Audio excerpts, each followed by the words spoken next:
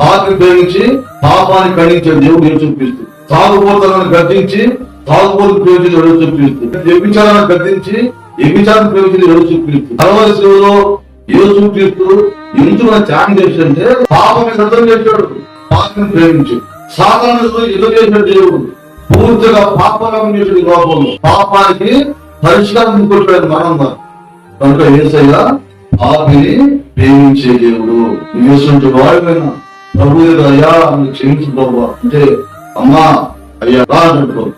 యేసుంటి పాపైనా సరే ఒక్క మాట ప్రభు దగ్గర అడిగితే దేవుడు క్షమించి నేను పరిశుద్ధురాలుగా చేసి ఈ స్థితిని గతిని దేవుడు మారుతాడు, నేను కనపరుస్తాడు. అంతేగా పాపని ప్రభు దగ్గర కొంచెం అధికారం మీరు అనుకోవాలండి. ఎవరికైనా దేవుడి దగ్గర కొంచెం అధికారం ఉంది. వచ్చేది క్షమాపణ కోరండి, దేవుడు పాపాలు క్షమించాడు. ఆయన తిరిగేటప్పుడు పాపం ఎడపోతే